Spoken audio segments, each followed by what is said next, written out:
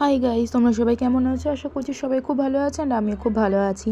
আবার একটা ছোট্ট ভিডিও নিয়ে চলে এসেছি। তো দেখো, সকালবেলা খিদে পেয়েছিল বলে এখানে একটা সন্দেশ বিস্কুট খেয়ে নিলাম।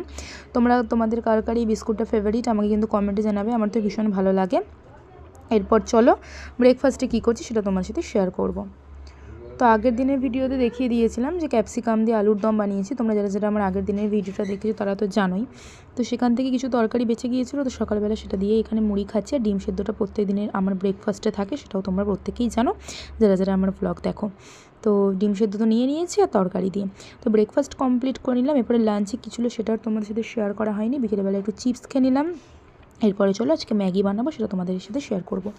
এই ম্যাগিটা আগের দিন বাবা নিয়ে এসেছিলো, তো আজকে বানাবো। তো কীভাবে কী বানাচ্ছি না বানাচ্ছি সবটাই ভিডিওর মধ্যে শেয়ার করবো। তোমরা ভিডিওটা কন্টিনিউ দেখতে থাকো। আমার ভিডিও যারা প্রথম থেকে দেখো তারা তো জানো যে আমি অনেক রকমভাবেই ম্যাগি বানিয়ে থাকি। তো আজকে আরেক রকমভাবে বানাবো।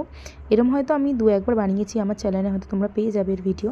আজকে আরেকবার বানাচ্ছি, তোমরা চাইলে এভাবে ট্রাই করতে পারো। আমি বানিয়েছি বলে বলবো না, এমনি খুবই সুন্দর হয় এভাবে খেতে। তোমরা চাইলে ট্রাই করে দেখতেই পারো। তো চলো এখানে পেঁয়াজগুলো দিয়ে দিলাম। পেঁয়াজগুলো একটু হালকা নেড়ে চেড়ে এর মধ্যে সবজিগুলো দিয়ে দেবো। সবজির মধ্যে ছিল ক্যাপসিকাম, আলু, গাজর সবই ছিল, ওগুলো দিয়ে দেবো। লঙ্কাটা এখন দিলাম না, দিলে এখনই ঝাঁঝ বেরোবে, তো একটু পরে দেবো লঙ্কাটা। এগুলোকে চলো একটুখানি নেড়ে চেড়ে নিই, তারপরে নুন হলুদ দিই, তারপরে লঙ্কাটা অ্যাড করব।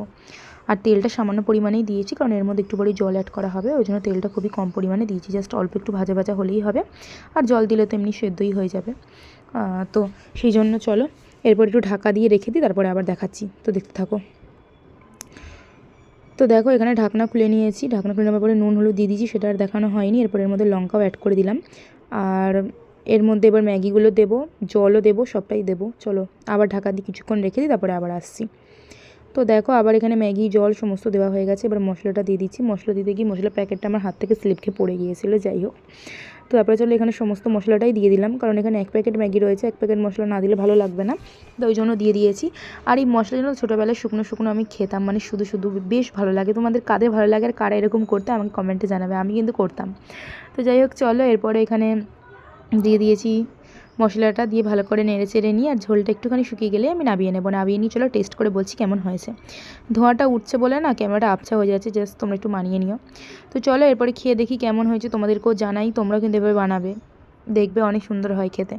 তো দেখো কতটা স্পাইসি হয়েছে দেখতে। তবে ভেবো না যে এতটা ম্যাগি আমি একা খাবো, ভাই বোন সবাইকেই দেবো, কারণ সবাই আমরা মিলেমিশেই খাই, যেটাই খাই না কেন। তো চলো এখন টেস্ট করার পালা, খেয়ে তোমাদেরকে বলছি কেমন হয়েছে। তো চলো এবার খেয়ে নিই আমি। দেখেছো কতটা স্পাইসি হয়েছে দেখতে ম্যাগিটা, তো খেতেও ভীষণ সুন্দর হয়েছিল। তো চলো আমি খেয়ে নিই। আজকের ভিডিওটা এইটুকুই, নেক্সট ভিডিওতে দেখা হচ্ছে। সবাই সুস্থ থেকো।